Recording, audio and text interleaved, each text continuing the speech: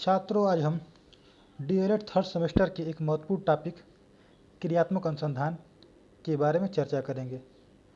परीक्षा की दृष्टि से ये एक महत्वपूर्ण टॉपिक है जिससे प्रतिवर्ष 2 से 3 नंबर के प्रश्न अवश्य आ जाया करते हैं। तो चलिए शुरू करते हैं। क्रियात्मक अनुसंधान। क्रियात्मक अनुसंधान दो शब्दों से मिलकर बना है। पहला क्रियात्मक, दूसरा अनुसंधान।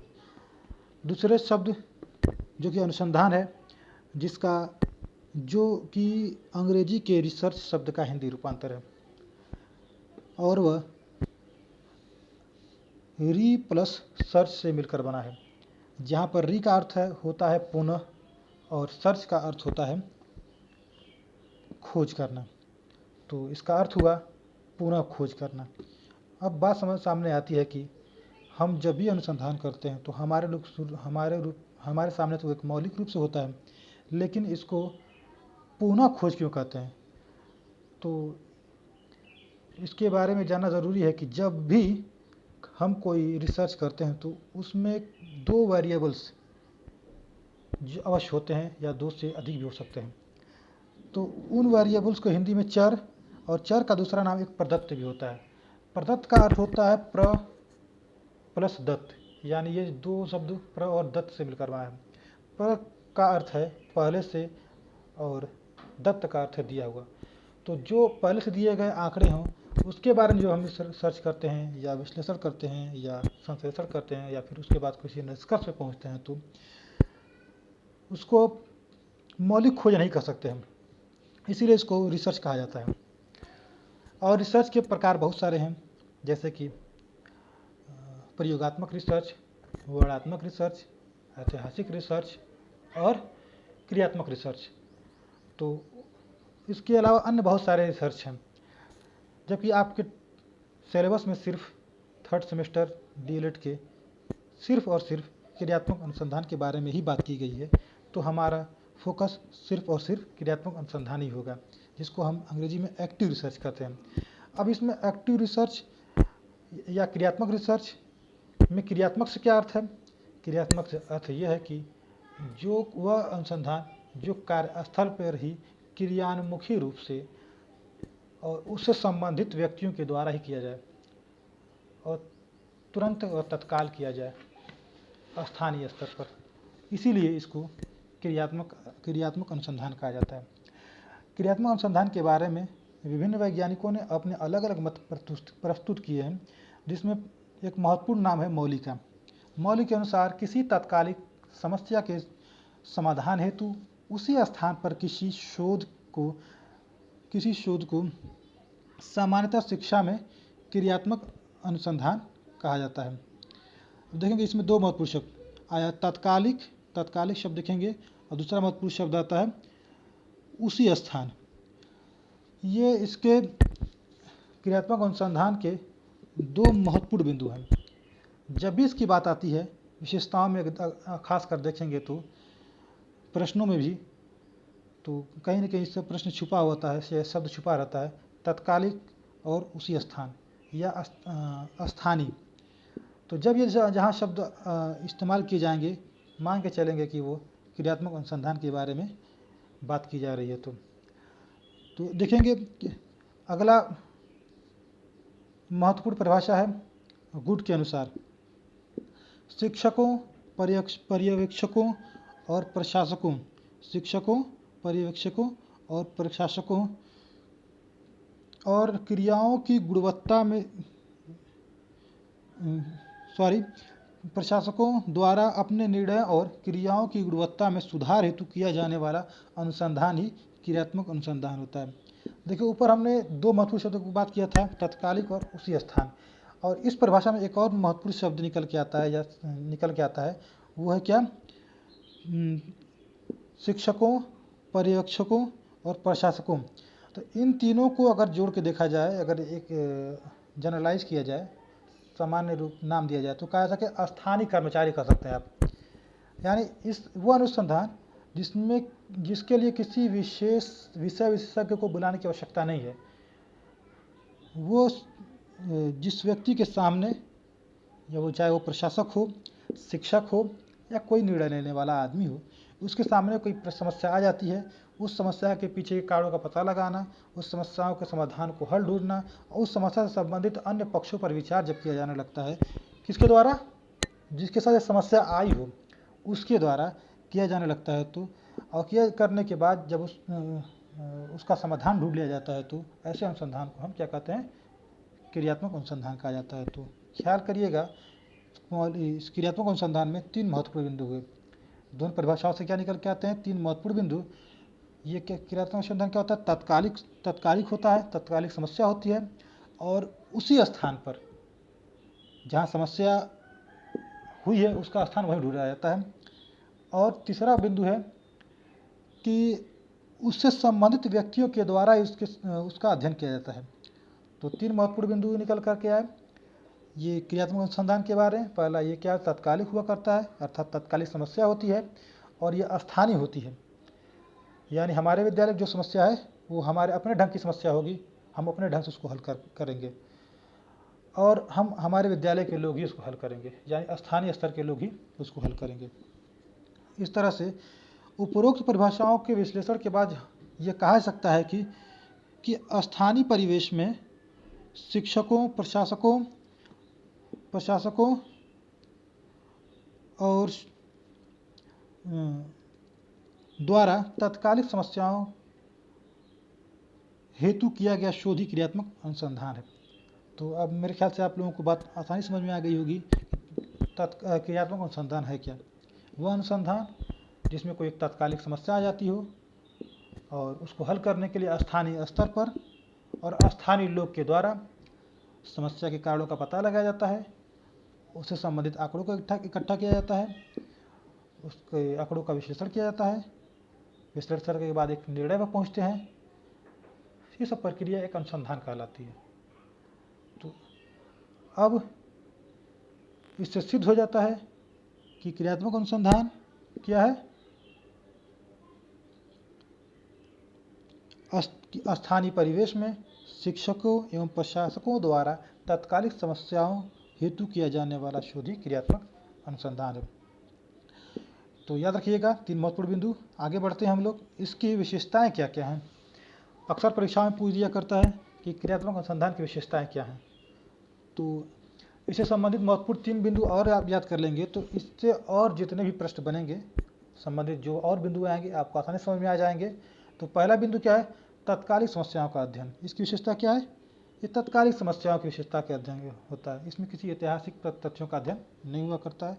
अचानक से कोई समस्या आ गई, उस समस्या को हल कर रहे हैं। जैसे किसी क्लास में आ गया कोई बच्चा जो है शरारत कर रहा हो, या फिर लाइट कट गई, पंखा गर्मी हो रहा है, बच्चे को पढ़ने का मन नहीं लग रहा है, तो अब कैसे उसको समस्या को हल करें। यह हो सकता है कि कोई और सहायक सामग्री आपके सामने उपलब्ध ना हो, उसको उपलब्ध कराने के लिए आपने जो विचार किए या जो कुछ शोध किए तो उसको क्रियात्मक अनुसंधान कहेंगे। अगला है दैनिक कार्यक्रम का अभिन्न अंग है। ये रोज चल रहा रहता है, किसी न किसी रूप में हमारे सामने कोई नई समस्या आती है, उसका हम हल करते रहते हैं। तो क्रियात्मक अनुसंधान क्या है, एक क्रियान्मुखी और दैनिक चलने वाली प्रक्रिया है। ये कोई अंतिम निर्णय नहीं होता है, इसमें लगातार जो है कुछ न कुछ सुधार की गुंजाइश बनी रहती है दिन प्रतिदिन आपकी कक्षाओं में। आगे देखेंगे संबंधित सदस्यों द्वारा अनुसंधान। इसकी एक विशेषता और यह है कि उससे संबंधित व्यक्ति के द्वारा ही इसका अनुसंधान किया जाता है। जैसे कि अगर अध्यापक पढ़ा रहा हो तो उससे लेसन को पढ़ाते समय कोई परेशानी आ गई या कक्षा में, तो उसका समाधान शिक्षक ही करेगा, या हो सकता है शिक्षक के साथी जो अन्य साथी टीचर हैं वो कर लें, सब लोग मिलजुल कर लें। तो ये स्थानीय लोगों के द्वारा किया जाता था। याद रखिएगा इसकी विशेषता क्या है, तत्कालिक समस्या का अध्ययन किया जाता है, दैनिक कार्यक्रम का यह अभिन्न अंग है और संबंधित सदस्यों के द्वारा ही इसका अध्ययन किया जाता है। तो मेरे ख्याल से आप लोगों को इसकी विशेषताएं समझ में आ गई होंगी। आगे देखते हैं हम इसके क्रियात्मक अनुसंधान के उद्देश्य। इसके उद्देश्य क्या है,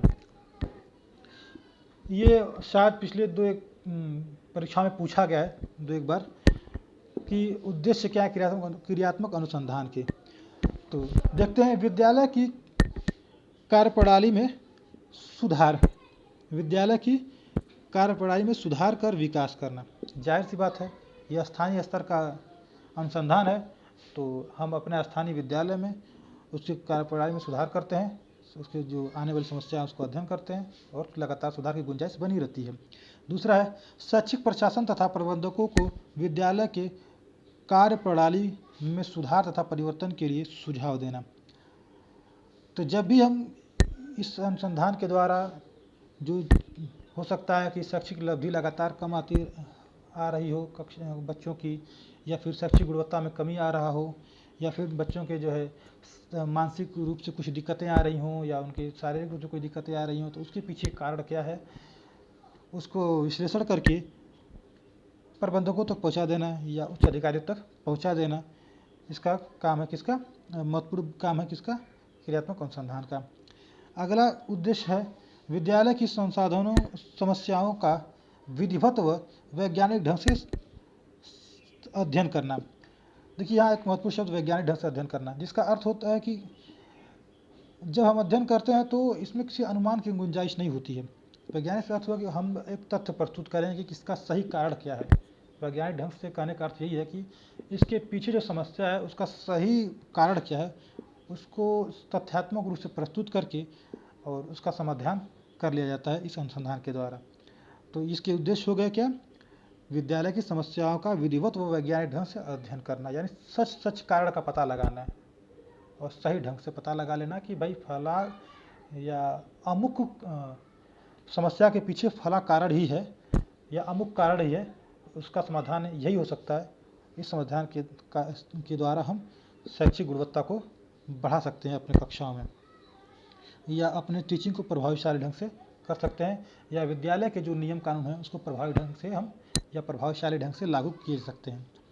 अगला बिंदु देखेंगे हम महत्व, अर्थात क्रियात्मक अनुसंधान के महत्व कहाँ कहाँ है और क्यों ये महत्वपूर्ण है, या इसकी महत्ता में ऐसी क्या विशेषता है जो आपके सिलेबस में इसको डालना पड़ा।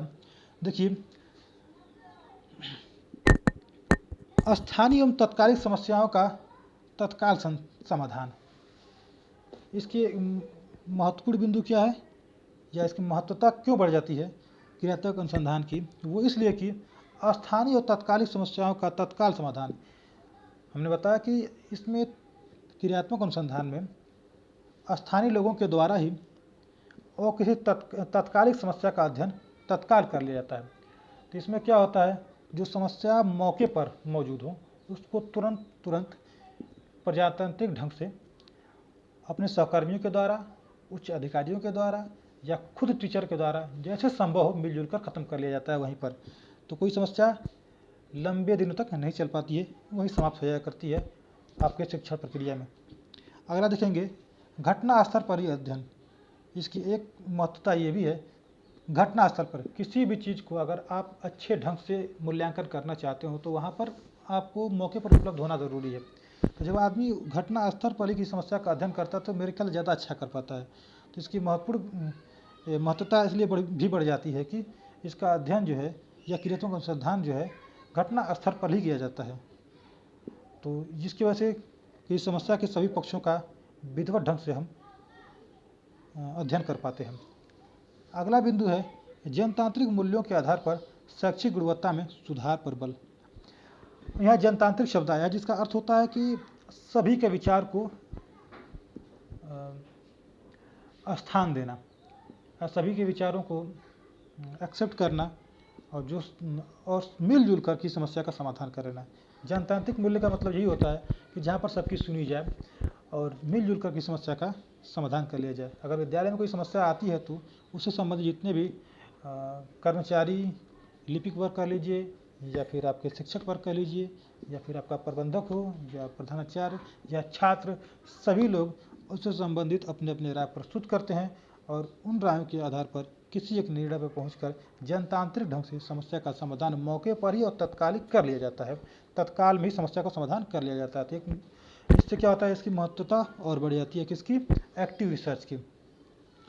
तो एक्टिव का मतलब हुआ क्रियान्मुखी, जो तुरंत कर लिया जाता है लोगों के साथ मिलजुल करके, और अनुसंधान का अर्थ होता है समस्या का बार बार खोज करना।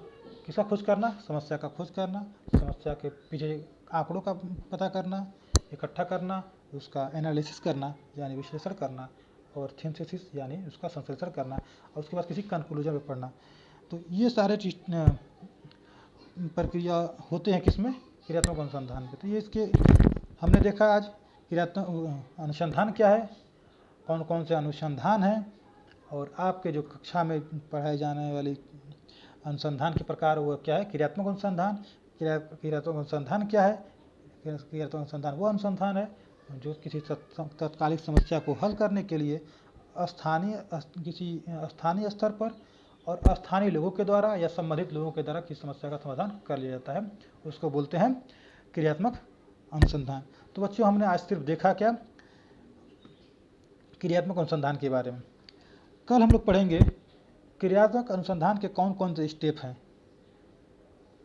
उन स्टेपों के बारे में अध्ययन करेंगे कि एक क्रियात्मक अनुसंधान करने के लिए कौन कौन से स्टेप को फॉलो करना पड़ता है, या कौन कौन से पदों से गुजरकर हम एक क्रियात्मक अनुसंधान को पूरा कर पाते हैं या एक्टिव रिसर्च को हम पूरा कर पाते हैं।